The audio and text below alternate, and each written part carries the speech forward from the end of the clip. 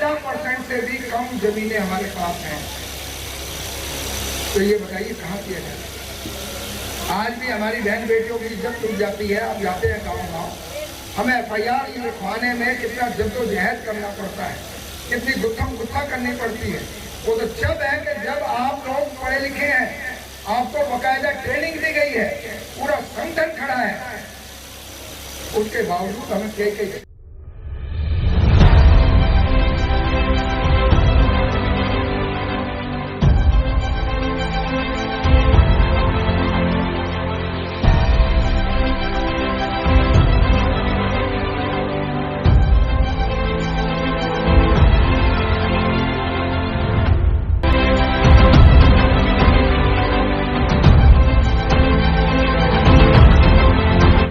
कई हीरालाल जी ने भी कही और हमारे अशोक कुमार जी काफी सीनियर हैं, उन्होंने भी काफी बात रखी।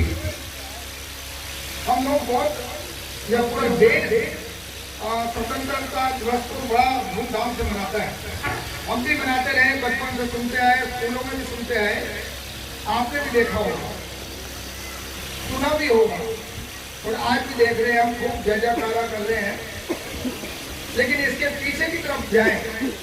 अभी जैसे हीरालाल जी कह रहे थे कि भाई देखिए बहुत सी चीजें हैं, हम लोग ओपन में बात नहीं कर सकते, सब ठीक है, लेकिन फिर क्या ये हमारी आजादी को रोकता नहीं? अगर मैं अपने हकों की बात कहूँ, आज इस स्वतंत्र देश में मैं अपनी बात भी ना कह पाऊँ, अगर मैं बात कह रहा हूँ और वो भी अपने हकों की बात कर रहा हूँ, संवैधानिक दायरे में कह रहा हूँ, तो किसी की भावनाओं को ठेस पहुंच जाएगी। अगर वो ठेस पहुंचेगी तो क्या हमें जेलों में डाल देंगे? बड़ा दुखद बात। बाबा साहब ने भी जैसे खूब इनको मतलब चर्चाएं करी, खूब संघर्ष करा, या यूं कहिए कि जैसे इस जो आजादी के आंदोलन में आप देखोगे कि वो लोग दूषित मानसिकता के थे, हैं और वो रहेंगे। अगर ऐसा नहीं होता तो 2500 साल से ज्यादा समय से हम लोगों को गुलाम बना के नहीं रखा होता। ये तो कहो बाबा साहब ने संविधान में हमें बहुत अधिकार दे दिए। आप खुद काम कर रही हो गांव गांव जाकर के एज ए कमांडर, आप देख रहे हो जब जाति चलेगी तो दूषित मानसिकता भी साथ साथ चलेगी। चाहे वो हमारा जज बन जाए, खुले शब्दों में मैं कह रहा हूँ, चाहे वो हमारा जज बन जाए, चाहे वो पुलिस प्रशासन में हो, चाहे वो देश का प्रदेश का मुख्यमंत्री हो या अन्य मंत्री हो या प्रधानमंत्री हो, तो जात लगी है तो वो मानसिकता तो बदलेगी। अब क्या हम लोग जो अंग्रेजों के गुलाम थे, देखिए इसको सोचिए, जो मैं कह रहा हूँ इस शब्दों में गौर करिएगा कि जो गुलाम थे अंग्रेजों के, वो तो आजाद हुए। पहली बात तो ये गुलाम ही क्यों हुआ, देश क्यों गुलाम हुआ? अगर वो इतने मतलब अपनी गाथा गाते हैं शौर्य वीर की कि हम ये थे, एक एक व्यक्ति हमारा 200 लोगों को काट मार देता था, एक जाति विशेष के लोग ही सुरक्षा का काम संभाल रहे थे, तो भाई हम मुगल क्यों आ गए? उसके बाद अंग्रेज क्यों आ गए? तुम्हें ऐसी क्या मजबूरियां थी कि तुमने और लोगों को नहीं दिया? उनको भी तुम रोजगार देते, उनको भी सेना में रखते। जैसे हमारे किसी साथी ने, मेरे को लगता है हीरालाल जी ने चर्चा करी कि उनके पास हजारों एकड़ जमीनें हैं। हम इसको अपनी चर्चाओं में कैडरों के माध्यम से भी बात करते हैं, चर्चा करते हैं कि उनके पास जमीनें हैं, सुबह से चलो शाम तक चले जाओ, चलते चले जाओ। इस गांव का भी अगर आप उदाहरण लेंगे तो आप पाएंगे कि जो दलित समाज के लोग हैं, बहुजन समाज के लोग हैं, ये तो सरकारी आंकड़े हैं, पूरे प्रदेश पूरे देश के अंदर हम लोग कम से कम 20% को क्रॉस कर रहे होंगे। मैं शेड्यूल कास्ट की बात कर रहा हूँ, क्राइसिस में बात ही नहीं कर रहा। आधा % से भी कम जमीनें हमारे पास हैं। तो ये बताइए कहाँ किया जाए। आज भी हमारी बहन बेटियों की इज्जत टूट जाती है। आप जाते हैं गाँव, हमें FIR लिखवाने में कितना जद्दोजहद करना पड़ता है, कितनी गुत्थम गुत्था करनी पड़ती है। वो तो जब है कि जब आप लोग पढ़े लिखे हैं, आपको बाकायदा ट्रेनिंग दी गई है, पूरा संगठन खड़ा है, उसके बावजूद हमें कई दिन लग जाते हैं। तो क्या इससे ही आजादी कहते हैं? अगर ये आजादी है तो शायद वो उनके लिए है, ये अपनी किताबों में, अपने वेदों में तरह तरह की बात लिखते हैं, है ना। ढोल, शूद्र, गवार, शूद्र नारी, है ये सब ताड़न के अधिकारी। और जब ये चर्चा बनती है तो कहते हैं कि जो ये ताड़न का मतलब है कि शिक्षित करना या किसको पूरा करना। पढ़े लिखे लोग हैं, बाबा साहब के मानने वाले लोग हैं, तथागत गौतम बुद्ध को मानने वाले लोग हैं, उन्हीं की ये संतानें हैं। ऐसी क्यों मूर्खता कर रहे हो? वो मूर्खता नहीं कर रहे, वो ज्यादा ध्यान पर दिखा रहे हैं। सिर्फ इसलिए दिखा रहे हैं क्योंकि हमारी नादानी है, हमारी मूर्खता है। हम भाई भाई भी इकट्ठे नहीं हो पा रहे हैं। दूर की तो बात छोड़ दीजिए, इन सब चीजों पे हमें चर्चा करनी ही पड़ेगी। क्या उन्होंने हमें शिक्षा दी? आज की स्कूलों का हाल देख लीजिए। आरक्षण बाबा साहब ने दिया, जहां इनकी मतलब जहां इनका हित होता है वहां तो ये पूरा ध्यान रखेंगे। राजनीतिक क्षेत्र में बाबा साहब ने 10 साल का आरक्षण दिया, वहां ये 1952 से पूरा कंप्लीट रखते हैं। देखिए, क्योंकि गधा घोड़ा कोई भी होगा उसको बना देंगे, वो उनका पूरा हित ध्यान रखेगा। हमारे में जो बड़े गुलाम को ढूंढेंगे और उसको वो बना कर रखेंगे। 1952 जब नौकरियों की बात आई तो ये कहने लगे, शुरू में मानसिकता की बात कर रहा हूं, मानसिकता से आपको आजादी चाहिएगी, हम आजाद नहीं हुए हैं। ये बात मान के चलिए, जो मुट्ठी भर लोग मलाई खा रहे हैं आरक्षण का, वो हमारी कहीं गिनती में नहीं आते। कितने करोड़ हम लोग हैं, अगर हम पूरे 85 को जोड़ दें तो 100 करोड़ से ज्यादा तो हम ही बैठे, बल्कि 125 करोड़ के करीब हम लोग जा रहे हैं। और आप निकाल के देख लीजिए कि धनगणती का कैसे बंटवारा है, कितनी परसेंटेज हमारी टोटल, इवन माइनॉरिटी को भी अगर उसमें डाल दें तो क्या हालत है। जैसे खुद नारा देते रहे और उस पर कोई कार्रवाई ना हो। अभी जितने दंगे हुए हैं उनमें आप देख लीजिए, निकाल करके खूब नाम आ रहा है, वीडियो आ रही है, कोई गिरफ्तारी नहीं, क्योंकि ये इस टाइप का माहौल बनाना चाहते हैं कि हम धर्म के नाम पर मतलब ऐसी चीजें करते रहे। ये किसी और तरीके से करते थे, इनसे पहले वाले किसी और तरीके से करते थे, पीछे हमारे ही जैसे लोग जाते हैं। देखो, ये नारा नहीं आता, हिंदू, हिंदी, हिंदुस्तान, ये शब्द नहीं आता। हिंदी, हिंदू, हिंदुस्तान कहाँ से आया? मुसलमान भगाओ इसे पाकिस्तान। क्या आजाद देश में जब बाबा साहब ने सब धर्मों को बराबर कर दिया, जातियों को भेदभाव खत्म कर दिया, तो क्या ऐसे शब्द आने चाहिए थे? जब ये नारा बोलता होगा, चिल्लाता होगा, तो वो मुसलमानों से पूछोगे उनके दिल पे क्या बीतती होगी। आप समझिए कि मैं इस देश का दौड़ी ना, मेरे पास मतलब सेकंड सिटीजन है, मैं मतलब मैं नागरिक हुई नहीं इस देश का। मतलब जब चाहो तो उनको हड़का लो, और जब चाहो तो जाति आधार पर दलित समाज को हड़का लो। इनकी मानसिकता यही थी। देखिए, बाबा साहब ने कहा कि भाई देखो ऐसा है, इनको तो आप आजाद करके जा रहे हो, अंग्रेजों से कहा भाई हमें भी तो आजादी दो इनसे। क्या हमने उन पर चर्चाएं करी? जब उन्होंने मान लो हमारी बात को माना, और जब ये बात रखी गई कि देखो भाई हम लोग 85% है, हम दबे कुचले लोग हैं, हमें सताया गया है, हमें डबल वोट का अधिकार दिया जाए, तो बाबा साहब ने बात रखी। लेकिन गांधी जी उसमें अड़ गए कि ना ना ये नहीं। तो ये जो जाति की मानसिकता है उनके लिए वो अच्छे हो सकते हैं, लेकिन जिनका हक मारा गया है उनके लिए वो अच्छे नहीं हो सकते। उनके लिए कोई भी हम लोग शब्द प्रयोग करें तो वो गलत नहीं होगा। अगर हम अपनी बात को कहें तो हम आतंकवादी कहलाएंगे। तो शायद उनको अगर लगता है तो वो जो मर्जी कहे, हम लोगों को अपनी बात को रोकना नहीं चाहिए। कौन सी बात कहाँ कहना है, हमें अपनी बात कहनी चाहिए। हम भारत देश के नागरिक हैं, हम मूल निवासी लोग हैं, हमें ये मंथन करना पड़ेगा। जब ये बात बाबा साहब ने उठाई, डबल वोट का अगर अधिकार होता तो आपकी और हमारी ये स्थिति आज ये नहीं होती। 77वां स्वतंत्रता दिवस हम लोग मना रहे हैं। आप भी जानते हैं, मैं भी जानता हूं कि हमारे लोगों की क्या स्थिति है। ये तो बाबा साहब की वजह से हम लोगों को आरक्षण मिला, जिसकी वजह से हम ये सारा कुछ कर पा रहे हैं।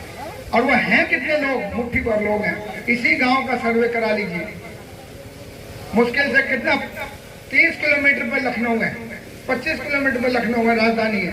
आप जाके स्थिति देख लीजिएगा आसपास के गांव की, आप तो बराबर जाते हैं। उन्होंने अपना जो जातीय कार्ड था, जो उनकी दूषित मानसिकता थी, उन्होंने वो खेला और बाबा साहब को मजबूर करा कि वो उनकी बात को माने। और बाबा साहब को भी इसलिए मानना पड़ा कि मेरे लोग अभी तैयार नहीं है, अगर ये मर गया तो कत्लेआम होंगे और हमारे लोग मारे जाएंगे। इसलिए बाबा साहब, भाई चुप हो जाओ, हटा दो। बाबा साहब ने देखिए, अगर आपने पढ़ा पुणे पैक्ट का, तो उन्होंने बड़े कड़े शब्द उनके खिलाफ बोले हैं कि ऐसा दुष्ट आदमी मैंने नहीं देखा। अरे एक बात बताइए, इवन आप इन सरकारों का भी विश्लेषण कर लीजिएगा, कोई भी हो, अरे भाई इनको एक बात बताइए कि वो हजार एकड़ जमीनें पड़ी हैं, ये ऊपर से लेके टपके नीचे आके खरीदी है ना, तो उन्होंने ऊपर से लेके आए हैं ये लोग। ये बात तो आप भी मानते हैं, हम कोई अंधविश्वास में विश्वास नहीं रखते। ये कर्मों का भी फल नहीं है कि कह सकते हो कि पुराने कर्मों का फल है, हमारे दादा दादाओं का फल है। इस आजाद देश में तो ये बात, या नीचे आके खरीदी है, नीचे आगे भी नहीं खरीदी। अब जैसे मान लीजिए, मैं तो समझता हूँ कि इतना सा फर्क हुआ है, पहले इन्हें गुलाम मिलते थे, हमारे जो बाप दादा परदादा वो अनपढ़ रहे हैं, आज इनको गुलाम मिलते हैं, मजदूर मिलते हैं, वही मजदूर है। आज तो पढ़ा लिखा मजदूर मिलता है, वही गुलामी इनको करनी होती है। आज भी आप देख लीजिए, चाहे 10वीं पढ़ा हुआ है, 12वीं पढ़ा हुआ है, इवन ग्रेजुएट भी इनके खेतों में काम करते हैं। अगर खेतों में काम नहीं करते तो इनकी फैक्ट्रियों में काम करते हैं, जिसको मिलना चाहिए 60,000 लाख रुपए आज के टाइम के, उनको 10-10 हजार रुपए में, 5-5 हजार रुपए में शोषण किया जाता है। कौन आवाज आपकी उठाएगा? 132 MP जो आपके बराबर जाते हैं, 1952 से जा रहे हैं, तो वो कहाँ हैं?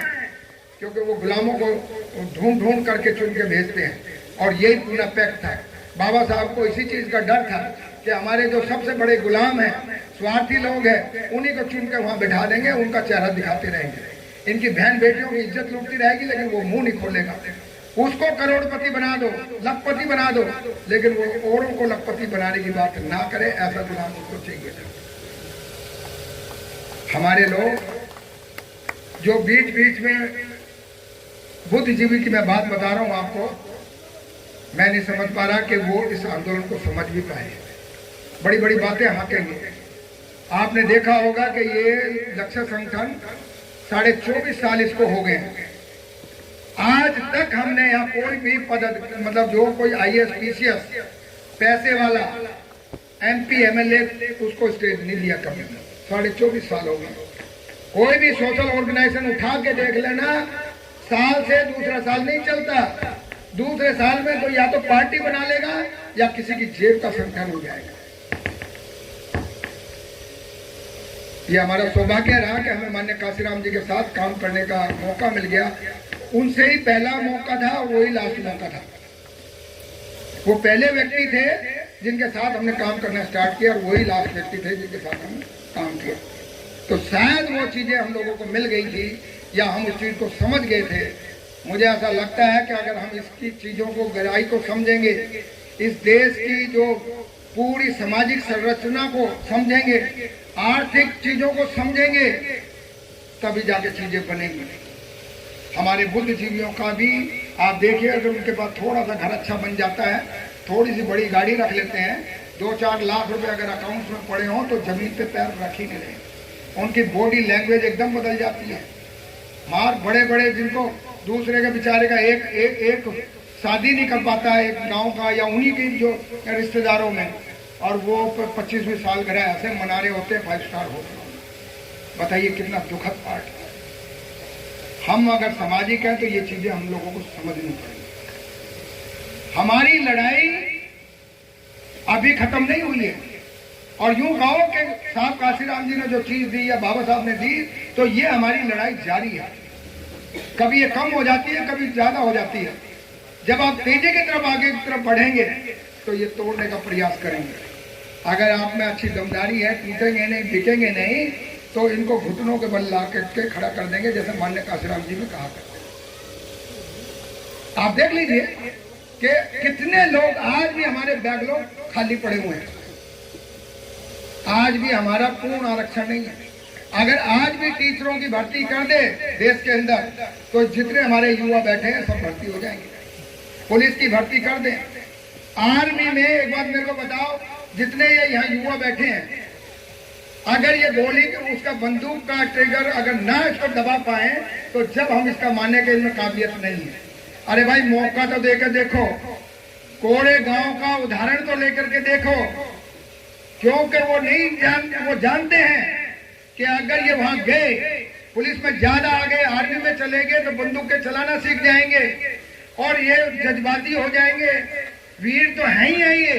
अगर कोरेगांव का उदाहरण देख लें तो 5 महारों ने 28,000 जो उनके कोरवा वो थे उनको उड़ा के रख दिया था, 500 में से। तो ये हम कोई मरी गिरी उसके नहीं हम मान लेते हैं कि हम लचर हैं, गरीब हैं, क्योंकि बहुत सालों से हम लोगों ने आर्थिक स्तर नहीं देखा। बड़ी मुश्किल से 2 पैसे आरक्षण की वजह से मिले हैं तो चुपचाप घूमते रहते हैं, अपनी बात को तरीके से नहीं कह पाते हैं। कई लोगों ने मेरे को कहा कि जो अच्छे प्रोफेसर भी हैं कि साहब यूथ का कैडर करवाइए। मैंने कहा चलिए 15 अगस्त को हम लोग कैडर कर रहे हैं, यूथ इसमें ज्यादा होंगे। कि साहब वो तो ओपन में होगा। अरे भाई ओपन में हो या अंदर हो, हम संवैधानिक दायरे में करेंगे ना।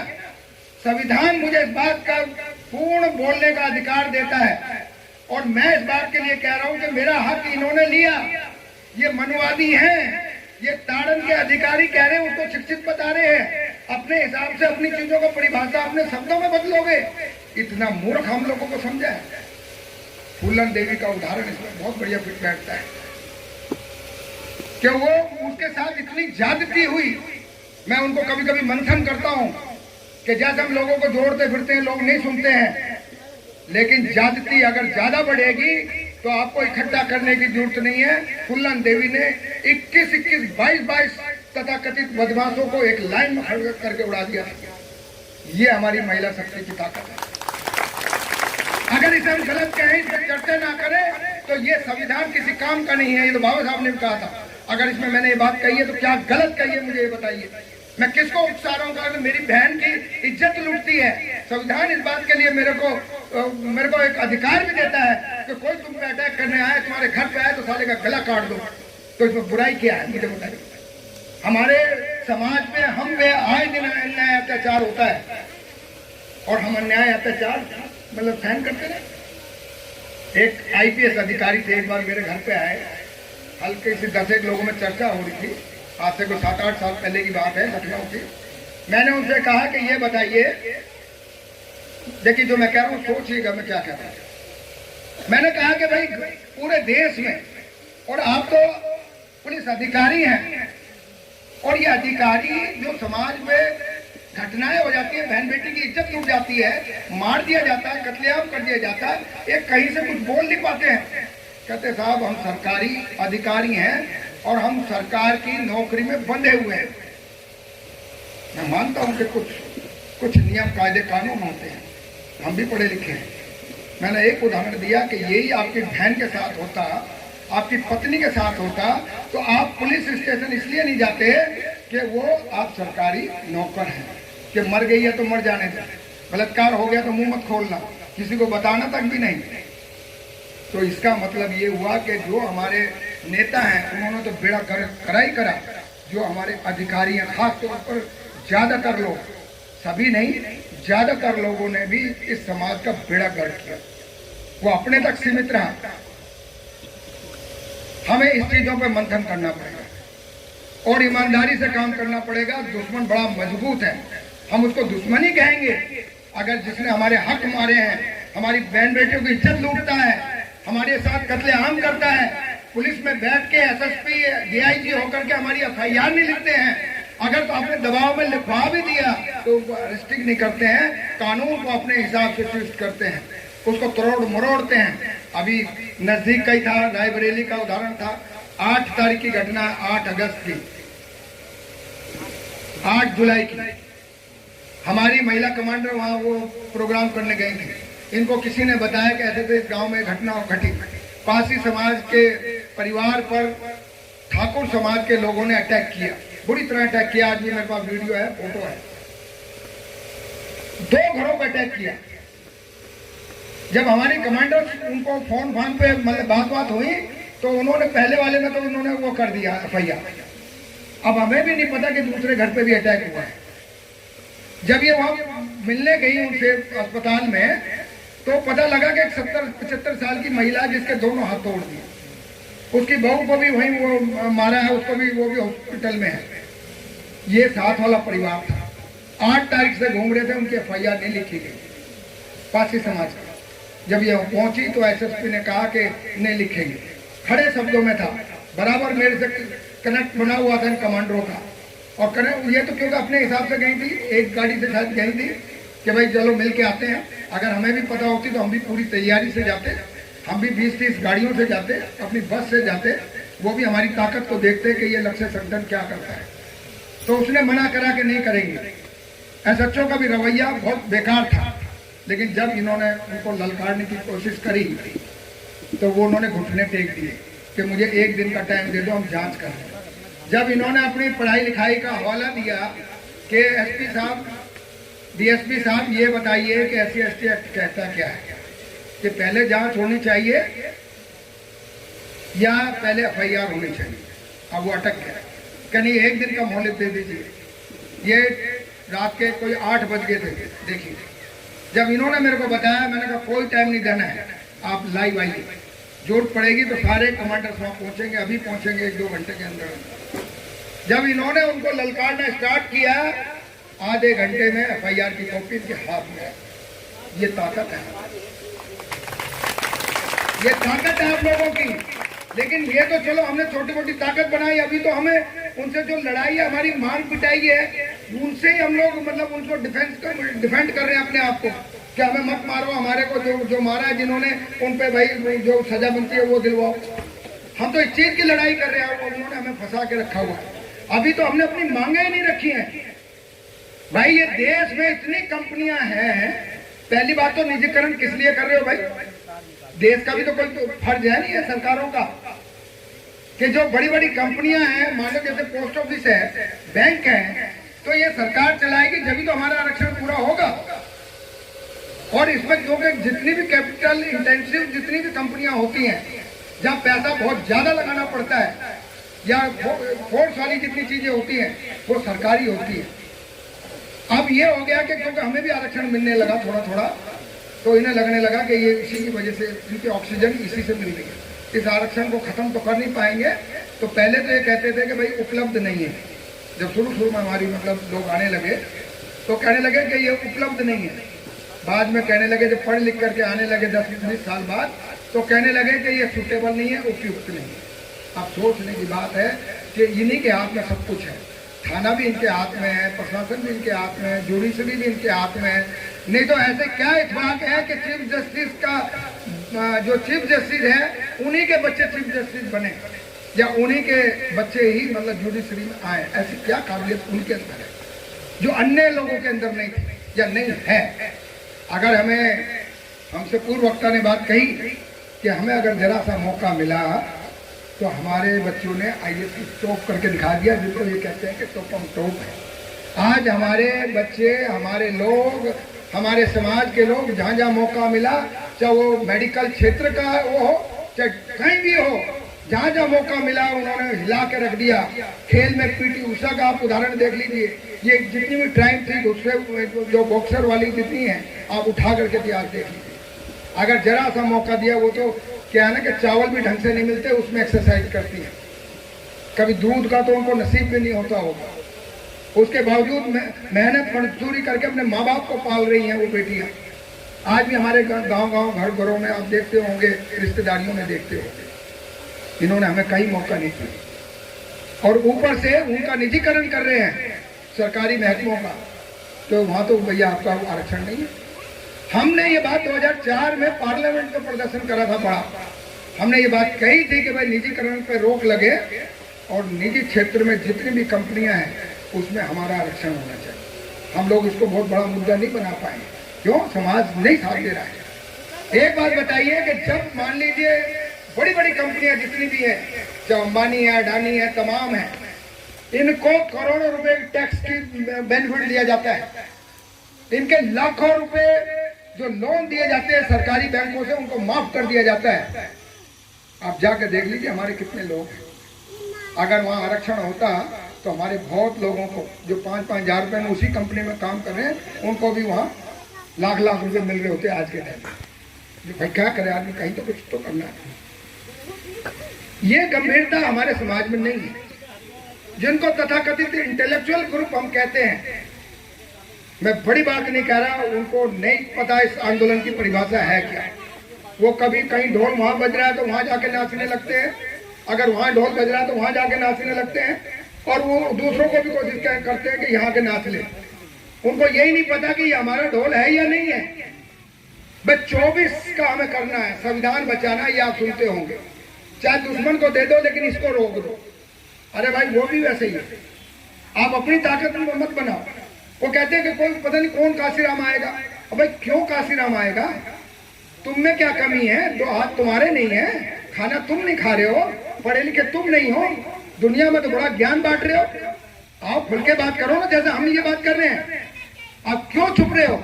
अगर ये बात मैं कह रहा हूं तो इसमें बुराई है क्या? ये संविधान के दायरे में हम बात कर रहे हैं ना। अगर हम सरकारी भी है तो क्या हुआ? क्या हमारी बहन बेटियों की इज्जत लुटती रहे, हम सहन करते रहे? हम लोगों को इकट्ठा होना। अभी तो एक आजादी हुई है जब 85% लोग यहाँ आराम से रह पाएंगे। ना किसी को मुस्लिम के नाम से, किसी को सिख के नाम से कत्लेआम होंगे, कई दलितों के नाम पे कत्लेआम होंगे, इनकी बहन बेटी सुरक्षित होगी। ये तो मैं सुरक्षा की बात ही कर रहा हूँ। तो उनको धनधरती का भी तो हिस्सा मिलना चाहिए। हमारे पास रहने के लिए भी जगह नहीं है, इनके पास इतनी जमीनें हैं, तो सरकार ने क्यों नहीं एक्वायर करी अभी तक? एक्वायर करें। अभी हमें थोड़ा सा ही मौका मिला था, माननीय काशीराम जी ने जरा सा मौका दिया, पूरा प्रदेश बौद्ध में हुआ। उसमें किसका नुकसान हुआ? बौद्ध ने तो नहीं कहा कि हिंदू यहाँ से भाग जाइए, या फलानी जात यहाँ से भाग जाइए, या सिखों को हम मानेंगे, या मुसलमानों को करेंगे। कभी सुना आपने? या हमारी सरकारों में चीज सुनी? तो साहब काशीराम जी ने एक चीज तो आपको दे के गए, और शायद उनकी जल्दबाजी में एक बात ये रही होगी कि मेरे पास इतनी उम्र नहीं है, मैं जल्दी से इनको इस बात का एहसास करा जाऊं कि तो तुम इस देश के हुक्मरान भी बन सकते हो। नहीं तो हम दूर दूर तक नहीं सोच सकते थे, क्योंकि उसमें लाखों करोड़ों रुपए चाहिए। उन्होंने सिस्टम बताया कि छोटे छोटे संसाधनों को बड़े आंदोलन के लिए खर्च किया जाए। हम लोग एक एक व्यक्ति अगर इकट्ठे हो जाएं तो हम पहाड़ को चीरते हुए चले जाएंगे। और जो मनवाद है, जो अपने उस पर ताकत पे घमंड करता है, हमारी बातों को भी नहीं सुनता है, वो घुटनों में आ जाएगा। जब माननीय काशीराम जी काम कर रहे थे तो सामाजिक आंदोलन था। उस टाइम में कोई सरकारें नहीं बनी थी, छोटे मोटे प्रयास किए थे DS4 के माध्यम से। राजीव गांधी प्रधानमंत्री थे, उनके पीछे पीछे चलते थे। साहब कहते थे मैं झोपड़ी से निकलता हूँ, उसमें पहुंचता हूँ, वो वहां आ जाता है। मेरे को प्रेसिडेंट बनाने के चक्कर में घूम रहे थे, मेरे को ऑफर दिया कि राष्ट्रपति बन जाओ। उन्होंने कहा भाई मैं एक उसमें कन्फाइन नहीं होकर के रहना चाहता, मैं किसी कमरों में बंद होकर नहीं रहना चाहता, मैंने तो कफन बांधना है और मैं समाज में काम करूंगा। हमारे लोगों को भी, खासतौर पे युवाओं को, देखिए मैं फिर एक बात कह रहा हूँ कि अपना जीवन यापन करने के लिए आप कोई भी काम करिए, लेकिन आंदोलन में उससे बढ़ चढ़ करके हिस्सा लीजिए। हम बराबर अपने कमांडरों को या एक समाज को भी मतलब संदेश देते हैं कि भाई जैसे मुझे सुबह खाना बनाना है, रोटी खानी है, उसी प्रकार से आंदोलन की चर्चा भी डेली होनी चाहिए, आपके दैनिक कार्यों में शामिल होनी चाहिए। जब हम ये करेंगे तभी हम मनवादियों से लड़ पाएंगे। और आपको लाइन खींचनी पड़ेगी, कौन दुश्मन है कौन दोस्त है, ये गलत नहीं कह रहा, मैं संवैधानिक दायरे में कह रहा हूँ। अगर कोई दुश्मनी हमारे साथ कर रहा है जाति आधार पर, धर्म के आधार पर, तो उसे दुश्मन नहीं कहोगे तो क्या कहोगे? अगर वो दुश्मन नहीं है, हमारा भाई है, तो हिस्सेदारी कर दे, हमें भी जमीनें बांट दे, हमारे को भी अधिकार दो, हमारे लोगों को भी भाई कुछ मान सम्मान दो। जाति के आधार पर आज भी शोषण होता है, कितना हम लोगों ने सहन किया, आप लोगों ने सबने सहन किया, और अभी भी कर रहे हैं। तो यूं कह दे कि आज हम नहीं कर रहे हैं तो वो गलत है, वो अपने आप को धोखा दे रहा है। और जैसा अशोक जी कह रहे थे कि सबसे आसान है, सुनिए सुनिए भाई सुनो, इधर की तरफ सुनो, इधर की तरफ सुन लो। अरे भाई पंखा एक जने बना रहे हो कि सब जने इधर देखो। अपने आप को धोखा देना स्टार्ट कर दो। अशोक जी ने ये बात कही। भाई एहसान है, कह रहे मैं तो अब बहुत बड़े बंगले में हूँ, मेरा पति तो डॉक्टर है और हमारे पास तो लाखों करोड़ों रुपए है, मेरी कोठी कई करोड़ की है। अपने आप को धोखा दे रहे हैं। जो ये बच्चे आएंगे जिनको डॉक्टर और जो बड़े बड़े इंजीनियर बना रहे हो 10,000 रुपए में दूसरे की नौकरी करेंगे, जब आपको समझ आएगी कि ये तो बाबा साहब की वजह से मिल गया था, लेकिन उन्होंने बाबा साहब का भी कार्ड निकाल लिया है, उन्होंने निजीकरण कर दिए। अब आपके बच्चे डॉक्टर सरकारी कितने लोग बनेंगे? धीरे धीरे सब खत्म कर। अगर सरकारें अपनी बनेंगी तो 70% आपका रिजर्वेशन होगा, जैसा कि हमारी सरकारों में हुआ। हम कितना भी उस आंदोलन को लेकर विश्लेषण करें, लेकिन अच्छी चीजों का भी हमें विश्लेषण करना चाहिए। ये आंदोलन की ही ताकत थी कि जो बड़े बड़े बौद्ध में पार्क बने, पूरा प्रदेश बौद्ध में हो गया। लेकिन हमारे लोग, विशेष तौर से अपने दलित समाज के लोग, जो शेड्यूल कास्ट शेड्यूल ट्राइब है और इवन पिछड़े वर्ग के लोग हैं, उनको तो अभी आंदोलन की ABCD का भी बहुत दूर तक नहीं पता है। अगर पता होता तो बाबा साहब उनके घर घर में होते। जिस हिसाब से बहुजन समाज में, खासतौर पर दलित समाज ने अपनाया, मैं कहूँ जाति का नाम लेकर के भी 1-2 जातियों ने उनको खूब अपने घरों घरों में लिया और आंदोलन आज अपनी पीक पे गया, प्रकाशता रखी उसकी। बड़े बड़े मनवादी लोग थे, जो बड़े बड़े अधिकारी थे, जब सरकार बनने जा रही थी तो मैं उस टाइम में कानपुर में था, उन्होंने रिक्वेस्ट करना स्टार्ट करा कि हमें दिल्ली में भिजवा दो, हमें दिल्ली ट्रांसफर कर दो। इतना भय था। जैसी पहली विधानसभा में लोग गए थे, आपने देखा होगा कि दूसरी मानसिकताओं के साथ में आमना सामना भी हुआ। लेकिन हम तादाद में वहाँ भी ज्यादा थे और जीत के भी अच्छे गए थे, तो उन लोगों को मैदान छोड़ करके भागना पड़ा।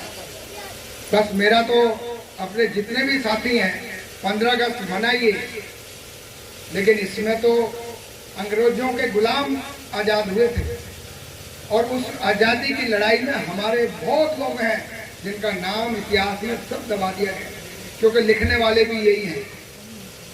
तमाम लोग हैं, कहीं भी नाम नहीं आता, ये ना पता आपको लग जाए कि ये महिला उदा देवी हमारी महिला थी, जिसने एक ही लाइन में अकेली एक महिला ने 39 अंग्रेजों को उड़ा के रख दिया।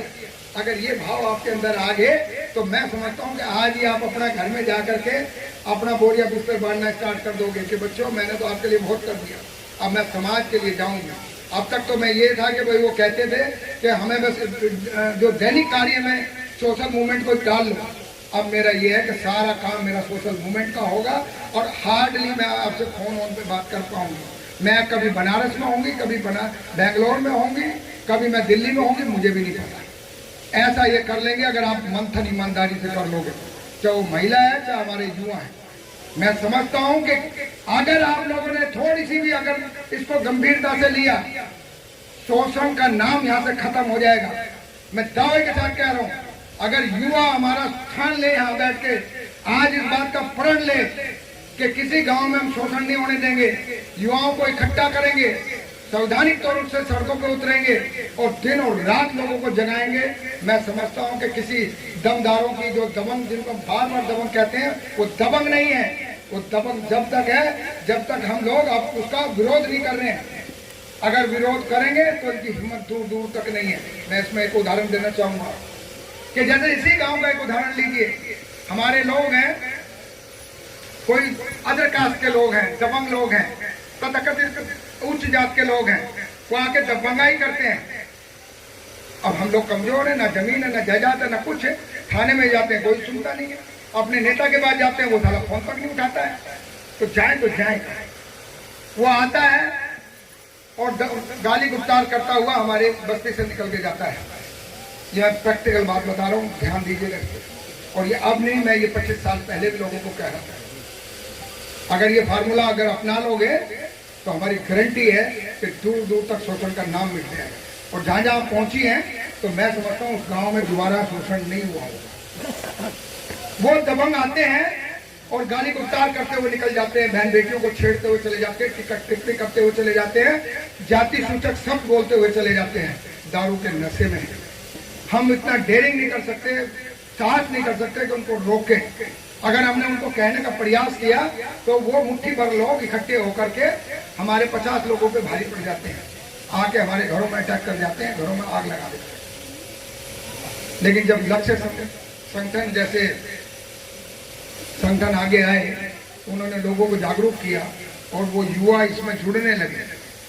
अब उसे दिखाई दिया तो गलत है भाई, बन्नौर की घटना इसमें जबरदस्त है, उसका अगर उल्लेख किया जाए तो हम बाद में करेंगे।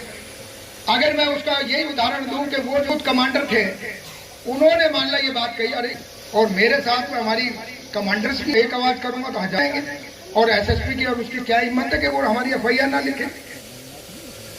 जब इतना सा साहस उसको दे दो, मैं ना आपकी जरूरत पड़ेगी ना पुलिस की जरूरत पड़ेगी। अब ये समझ लीजिए जब वो दोबारा आए दूसरे दिन तो इन्होंने पहले ही तय कर लिया, चाचा ताऊ के लड़कों ने, यार दोस्तों ने, जो नशे के यूथ कमांडर थे, कि इसको आज सीधा करेंगे। तो जैसे ही वो दारू के नशे में बदतमीजी करने के लिए आए, करते हुए निकल रहे थे, उन्होंने उनको वहीं पकड़ा, अच्छे से उनकी तोड़ाई करी। वो पुलिस तक भी नहीं पहुंच पाए कि हम जाके विरोध करें। उसके बाद ये मानसिकता की लड़ाई है, ये यहाँ की लड़ाई है, ये गुत्थम गुत्था की लड़ाई नहीं है। बस इतना सा साहस आपने उसमें भर दिया था कि बेटा तेरे साथ मैं खड़ी हूँ, मैं खड़ा हूँ, हमारी टीम खड़ी है। 12 बजे 2 बजे भी फोन करेगा, हम फोन उठाएंगे, जरूरत पड़ेगी तो थाने में आकर थाने का घेराव करेंगे। इतना सा उसको बस आश्वासन दे दो, और प्रैक्टिकली उसने देख भी रखा है, तो वो आपकी जरूरत नहीं पड़ेगी, वो उस बदमाशों को वहीं ठीक कर देगा। 2 हाथ उसके हैं, 2 हाथ उसके हैं, हमारा क्या जाएगा भाई, मरे गिरे का और क्या जाएगा। जब जूते पे जूते लग रहे 2 जूते और सही, लेकिन जब हमने ठान ली कि इसको ठीक करना है, उस दिन से उस गांव से शोषण का नाम खत्म हो गया। ये बड़ी बात है, इसको आप ठान लीजिए, बांध लीजिए, और युवाओं को भी। और जो देखिए मेरा बिल्कुल क्लियर है कि हम आंदोलन के समर्थक जरूर होंगे, लेकिन नेताओं का बस्ता उठा के नहीं चलेंगे, बिल्कुल नहीं चलेंगे। चाहे वो हमारे समाज के क्यों ना हो, या इवन आंदोलन के लोग क्यों ना हो, अगर हम लोगों को तैयार कर रहे हैं तो ज्यादा मतलब लोगों को वो उदाहरण भी देते हैं कि हमारे समाज में एक बंदूक है और गोलियां खूब सारी हैं, गोलियां खूब सारी हैं। जब लोगों को आप जगा दोगे तो उसमें चेतना आ गई, सूझबूझ आ गई, जागरूकता आ गई। हम जागरूकता अभियान भी चला रहे हैं ना, यही जागरूकता अभियान है। और है क्या, आए या ताली बजाई और ये करा और वो चल दिए, फोटो ली, अगले दिन फोटो डाल दी, तो वो नहीं होगा, उससे कुछ नहीं होने वाला। जो ये अभियान अगर आप कंटिन्यू चलाओगे, मैं समझता हूं कि इसके परिणाम भविष्य में बहुत जबरदस्त है। आज वो नेता जिसका मैं समर्थन कर रहा था, मान लीजिए आज वो यहाँ है, कल को मनवाद की गोद में होगा, कौन उसको कहेगा कि नहीं जाएगा। आज वो कस्में इसलिए खा रहा है क्योंकि हम मलाई खाए, वो हमारा सेवक है। जैसे मोदी जी कहते हैं ना, वो गलत नहीं कह रहे हैं, सेवक है। लेकिन ये है कि जो नागरिक है उनको एहसास होना चाहिए कि वाकई ये हमारा सेवक है। आप जाके कहते हो ना पुलिस वाले, जब आप वहां कह रहे थे उसमें रायबरेली में, जब वो एसएचओ थोड़ा अड़ के बात कर रहा था, तो आपने कहा, वो वीडियो में भी आ रहा है कि एसएचओ साहब आपकी दूषित मानसिकता है। 8 तारीख की घटना हो गई, 3 दिन हो गए, SC का मामला है और अभी तक आपने एफआईआर नहीं की, तो आपकी मानसिकता गड़बड़ है। बात यह है कि हम लोग मानसिक रूप से मजबूत नहीं हुए हैं। अगर मजबूत हो जाए तो हमें बहुत ज्यादा पढ़ाई लिखाई की इस आंदोलन में जरूरत ही नहीं है। इसमें PhD चाहिए, ग्रेजुएट चाहिए, किसी की कोई जरूरत नहीं है। इतना समझ सबको आता है कि एक छोटा सा जानवर है, एक कीड़ा भी है, अगर कीड़े को, या वो कहते हैं ना, वो कौन सा होता है डंक जो मारता है, बिच्छू, आप छेड़ के देखोगे, उनको डंक मारने का पूर्ण अधिकार है। लेकिन इस देश में दलित समाज को खासतौर पर विरोध करने का कोई अधिकार नहीं। उसकी बहन बेटियों की इज्जत लुट जाए, उनके परिवार के कत्ले आम हो जाए, वो विरोध नहीं कर पाता है। जबकि एक जानवर, एक पशु, एक कीड़ा मकोड़ा, उसको अधिकार है इस बात का कि वो मर जाए, लेकिन वो एकदम रिएक्शन देगा। लेकिन मुझे बता दीजिए, हमारे युवा बैठे हैं कि कितनों ने रिएक्शन दिया है। रिएक्शन देना पड़ेगा, वो जरूरी नहीं है बंदूकों से देना पड़े। बाबा साहब ने हमें बंदूक जो दी है वो हमें राजनीतिक क्षेत्र दिया है, और जो गोलियां दी है वो हमारी वोटें हैं। हम इसको अपने कैडरों के बाद भी कहते हैं कि हमारे पास एक बंदूक है, बड़ी मुश्किल से अब वो जैसे भी लचर पचर चल रही है वो आप लोग देखोगे, लेकिन आपके पास और कुछ नहीं है। दूसरों के पास बंदूकों की तय लगी हुई है, लेकिन उनके पास गोलियां नहीं है। वो हमारी गोलियों को इस्तेमाल करते हैं, हमारे बीच में से चुन चुन करके हमारे नेताओं को इस्तेमाल करते हैं। तो हम लास्ट में पूछते हैं कि भाई एक बात बताओ, कैडर के बाद जैसे मैं आपसे पूछूं कि एक बंदूक हमारे समाज की है, बंदूक गोलियां हमारे पास खूब है, आपके पास दूसरी, अभी तक हम दुश्मन के यहाँ डालते रहे, दूसरों की बंदूकों में अपनी गोली डालते रहे, जिससे से हमारी ये दशा है, ये दुर्दशा है। अगर हम बंदूक को, अब कौन सी बंदूक में गोली डालोगे? मैं आपसे एक पूछता हूँ, एक सवाल मैं करता हूँ। अगर मैं इतनी देर से बोल रहा हूँ तो दो बंदूकें हैं, एक दुश्मन के पास है और एक अपने पास है, अपनी है, तो किस में बंदूक में गोली डालोगे? क्यों जी? सही बात। अगर वो गोली मेरे को ही लग रही थी, ये जरूरी नहीं है कि बंदूक के रूप में ही लगे, वो बहुत बड़े रूप में। अगर गोली लगी होती तो कोई बात नहीं थी, वो एक दिन निमट गया होता। लेकिन यहाँ तो रोज मर रहे हैं हम लोग। कभी हम अपनी बहन बेटियों को देख रहे हैं, कभी हम लोग मजदूरी के लिए खड़े रहते हैं, एक 200-250 रुपए की मजदूरी नहीं मिलती है, तो रोज मर रहे हैं। हम अपना शरीर बेचने जाते हैं, जो बेचारे जा करके सुबह लाइन में खड़े होते हैं, मुश्किल से उन्हें, और क्या उनके साथ ट्रीटमेंट होता है ये आप देख लीजिए।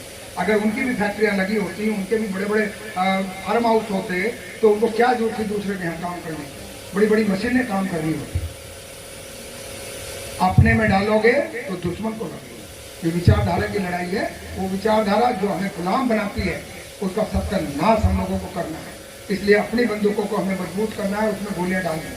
अगर दुश्मन की बंदूकों में गोली डालोगे तो वो हमें सत्यानाश करते रहेंगे 2500 साल, जिसमें हमारे बीच में हमारे बड़े बड़े योद्धा भी आए, महापुरुष आए, उन्होंने इतना बड़ा बड़ा ज्ञान दिया, इतने बड़ा बड़ा लिख के गए, इतनी बड़ी लड़ाई लड़ी है।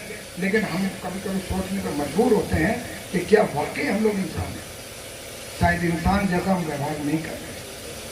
अगर हमारी दौरानी जेठानी का अगर कुछ हो जाता है, भाई छोटे भाई ने थोड़ी सी भी जमीन इधर उधर कर दी तो गुत्थम गुत्था कर रहे हैं, पुलिस में जा रहे हैं। लेकिन जिसने सैकड़ों एकड़ जमीनें हमारी हजारों सालों से दबा के रखी, उस पर हम कोई आवाज ही नहीं कर रहे, हमारी सोच ही नहीं। सोचना पड़ेगा, दिनचर्या में डेली अपना ये आंदोलन की चर्चा करनी पड़ेगी, बाबा साहब की चर्चा करनी पड़ेगी, मान्य काशीराम जी की चर्चा करनी पड़ेगी, फूलन देवी की चर्चा करनी पड़ेगी। शोषण खत्म हो। बहुत समय मैंने आपका लिया, मैं समझता हूँ कि फिर और लंबी बातें कैडरों के माध्यम से होगी। बहुत सी चीजें हम बंद कमरे में करेंगे, लेकिन खुली जगह भी हम रुकेंगे नहीं, अपनी बात कहेंगे। जो उन्हें करना है वो करें, कोई भी धारा लगानी है लगाएं, ये वायरल होंगी ये वीडियो, बिल्कुल करिए, कोई दिक्कत नहीं है। हम संवैधानिक दायरे में बोल रहे हैं, संविधान मानने वाले लोग हैं, लेकिन उसके बाद भी अगर किसी ने बदतमीजी करनी है करिए। हमारा कमांडर, हमारे कमांडर छोड़ गांव में जाकर के लोगों को तैयार कर रहे हैं। अगर किसी भी व्यक्ति को, हमारे समाज के किसी भी लोगों को अगर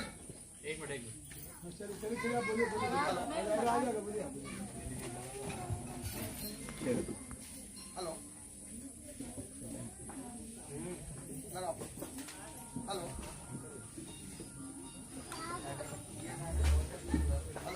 हेलो, क्योंकि देखिए ऐसा है कि मैं देखा करता था कि जब हम मान्य काशीराम जी के साथ चलते थे तो हमारा जो बाहुल्य है, मैं दिल्ली का रहने वाला हूँ, तो वहीं हमारी पढ़ाई हुई, वहीं लिखाई हुई, वहीं गांव है, सब कुछ है, या पश्चिमी उत्तर प्रदेश में रिश्तेदारियां हैं।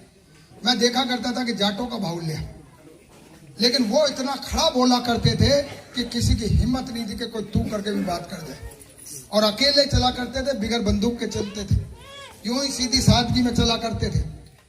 एक बात इससे सीख होगी कि हम भी इसको लक्ष्य को 24.5 साल से चला रहे हैं, डॉक्यूमेंटेड है, 26 जनवरी 1999 से चला रहे हैं। गांव जाकर के हम लोग बात करते हैं, खुल्लम खुल्ला बात करते हैं। ये रथ हमारे पास है, हरियाणा में हमारा रथ अलग था, वो भी गांव में जाता है। किसी की हिम्मत नहीं है कि वो कोई भी इसको टिप्पणी करते। संगठन के सामने खड़ा होना, यानी कि आप जब इकट्ठे हो जाएंगे, कितना बड़ा दबंग है उसके चून ही निकलेगी। बल्कि सरकारें उतर के नीचे आएंगी। आप जिस दिन यहाँ लखनऊ में देखिए, पॉलिटिकल आप रैलियां करो वो अलग है, और चीजों पे करो वो अलग है, बाबा साहब की जयंती पे इकट्ठे हो जाओ वो अलग है, 15 अगस्त पे इकट्ठे हो जाओ वो अलग है, लेकिन अपनी मांगों को लेकर के उसका 10% भी अगर आप राजधानी में उतर जाओगे, 20,000 की जैसा हमने तय किया है, अगर 20,000 लोग बहुजन समाज के अपनी मांगों को लेकर के अगर यहाँ उतर आएंगे, मेरी गारंटी है कि यहाँ का चीफ मिनिस्टर और ये सब आपके चरणों में आके गिरेंगे कि बताइए कि क्या आपको मांगे। आपको ना सरकारें बनाने की जरूरत है, ना कुछ और करने की जरूरत है। नेताओं के पास जाओगे तो वो यही कहेंगे कि यार हमारी सरकारें नहीं है। तो सरकारें नहीं है तो क्या मेरी बहन बेटियों की इज्जत लुटती रहे?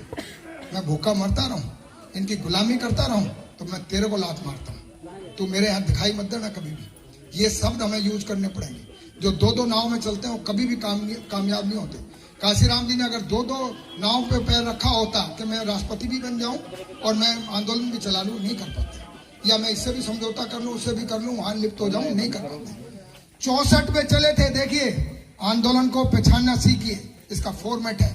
आप खुद ही समझना स्टार्ट कर जाओगे कि ये हमारे समाज के गुलाम लोग हैं या हमारे समाज के शुभ चिंतक हैं। काशीराम जी को अच्छे से समझ लीजिए। 64 में स्टार्ट किया आंदोलन, 84 में जाके पार्टी बनाई। उस व्यक्तित्व को, उस महान व्यक्तित्व को, उस ईमानदार व्यक्तित्व को, उस निडर व्यक्ति को 20 साल लगे एक पार्टी बनाने में। आप समझ लीजिए, इससे पहले जो चीजें बनती हैं वो गुलामी की ही बनती हैं, ऐसा मान के चलिए।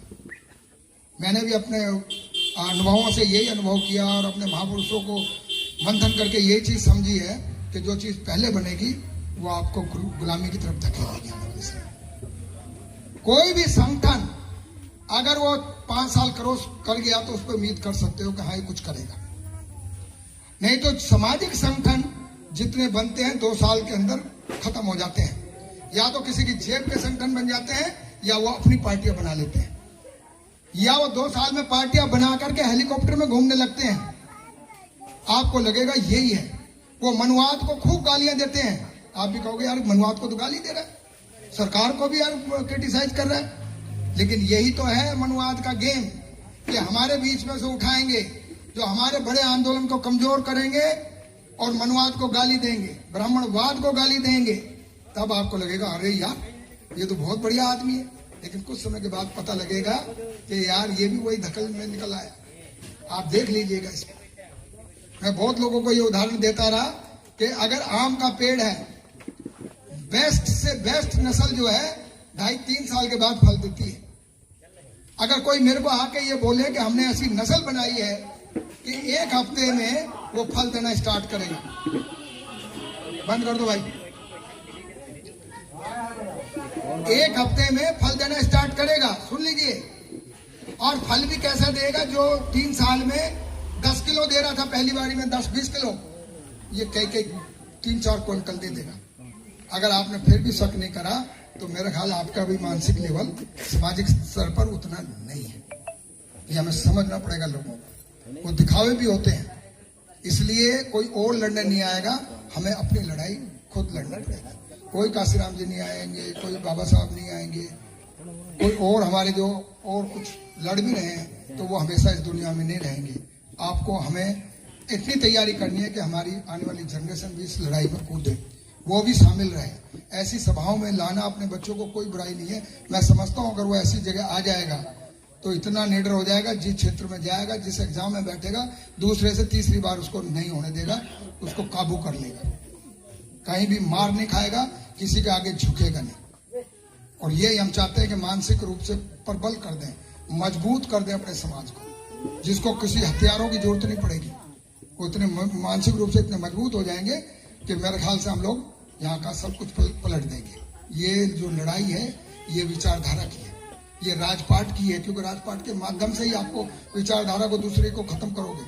जैसे माननीय काशीराम जी भी कहा करते थे कि धर्म जो होता है वो एक तरह सत्ता धर्म होता है, जिसकी सत्ता होती है उसका धर्म होता है, वही सत्ता। देख लो, आप देख लो, आप खूब हिंदुवाद चल रहा है, जबरदस्त पार्लियामेंट में कर लिया और आपके 132 MP देखते रह गए और खूब चिल्ला के बात कर लो, कुछ नहीं है। उन्हीं के लोग होते हैं, उन पे कभी भी शोषण नहीं होता। ये तो माननीय काशीराम जी ने भी कहा कि शोषण जातियों पर कभी भी कोई उनकी बहन बेटियों की तरफ गलत निगाहों से नहीं देखता है। तो इसलिए हमें अच्छे से उधर की तरफ देखना होगा। बहुत बहुत धन्यवाद आप सबका कि आपने सुना। मैं समझता हूं कि कुछ मैं कैडर की कुछ पंक्तियां आपको दे पाया, और एक जरूर मैं आज ही मैंने नोट करी, इस कविता को मैं कई बार अच्छे से देखता रहा और आज मैंने इसको बड़े अच्छे से सुना और मैं लेके भी आया। और इसको देखिएगा कि क्या हम आजाद हैं। ये नवंबर 1981 में ओम प्रकाश वाल्मीकि जी ने लिखी थी। अच्छे लेखक थे, अच्छे चिंतक थे समाज के। आप लोगों ने उनका हो सकता है बहुत लोगों ने नाम भी ना सुना हो। हमारी ऐसी जो शख्सियत थी उन लोगों को हम लोग जान भी नहीं पाए हैं, पहचान भी नहीं पाए हैं। लेकिन देखिए, जब काम करो तो ईमानदारी से। ईमानदारी का मतलब ये नहीं है कि किसी के ने पैसे दिए और मैंने पैसे को डकार दिया, ये ईमानदारी नहीं है। ईमानदारी ये है कि जो अपने आप को धोखा नहीं दे रहे हो। जैसे अशोक जी ने कहा कि अपने आप को धोखा देना आसान है, आप आसानी का रास्ता मत ढूंढिए। तो मैं ये कविता आपको पढ़ के बताता हूँ और इसमें देखिए कि कितना दर्द है और आज़ादी की चीजें आप लोगों को दिख जाती हैं कि क्या हम लोग आज़ाद हैं, क्या हम लोग आज़ाद हैं। ये गांव की परिस्थिति में लिखा है और ये सभी जगह इसमें मतलब ये लागू होती है। चूल्हा है मिट्टी का, चूल्हा है मिट्टी का, मिट्टी तालाब की, तालाब है ठाकुर का। ये है सच्चाई। आपका क्या है? भूख रोटी की, भूख रोटी की, रोटी बाजरे की, बाजरा खेत का, खेत ठाकुर का। बैल ठाकुर का, हल ठाकुर का, हल की मुट्ठी पर हथेली अपनी, फसल ठाकुर। कुआं ठाकुर का, कुआं ठाकुर का, पानी ठाकुर का, खेत खलियान ठाकुर के, गली मोहल्ले ठाकुर के। तब अपना क्या? गांव, शहर या देश? क्या है अपना? कितनी बड़ी बात इसमें की कही गई है। आप सोचिए, इसको मंथन करिए कि आप कहां स्टैंड कर रहे हैं। आज हम चूल्हे की बात नहीं कर रहे हैं, आज हमारे घरों में गैस लगी हुई है, पाइपलाइन लगी हुई है, बड़ी बड़ी गाड़ियों में चल रहे हैं। मेरे खास तौर पर जो बड़ी बड़ी गाड़ियां चलाने वाले लोग हैं, बड़े बड़े बंगलों में रहने वाले लोग हैं, उनसे ज्यादा मेरी उम्मीद है। ये तो बेचारे हमारे गांव के लोग हैं, इनको तो एक चिंगारी दिखाइए। काशीराम जी ने गांव-गांव झुग्गी झोपड़ियों में जा करके, जो गांव के लोग झुग्गी झोपड़ियों में शहरों के किनारे रहते थे, नालों के किनारे, उन्होंने उनको जाकर तैयार किया। उनमें हम भी गांव-गांव जाते थे और वो झोपड़ियों को जला देते थे। तो वो कैंप लगाते थे, वहाँ कैंप लगाते थे, खाने का कैंप लगाते थे, उनको समझाने का कैंप। तो इन्होंने तो चिंगारियों को शोले बनाया है गाँव के लोग। जो पढ़े लिखे लोग हैं, जिन्होंने आरक्षण का फायदा उठाया है, जिम्मेदारी उनकी ज़्यादा है। और मैं समझता हूँ कि उन पर भी ज़्यादा समय बर्बाद करने की जरूरत नहीं है कि इसने पढ़ा लिखा है, इसने आरक्षण का फायदा ले लिया, काम कुछ कर नहीं रहा, उनको पढ़ा रहने दीजिए। आप इस आंदोलन के लिए मुट्ठी भर लोग ही हुआ करते हैं, आगे चलने वाले लोग मुट्ठी भर ही होते हैं, पीछे पीछे तो भीड़ चलती है, अपने साथ में अंगारे लेके चलती है। कल को शोले बनेंगे। बहुत बहुत धन्यवाद सभी का। जय भीम, नमो बुद्धाय। मैं समझता हूँ कि कुछ चीज़ें आप लोगों को जरूर अवश्य मिलेंगी। बहुत बहुत धन्यवाद। जय भीम। यदि आपको वीडियो पसंद आया हो तो लाइक करें, शेयर करें और इस तरीके के और वीडियो देखने के लिए चैनल को सब्सक्राइब करें।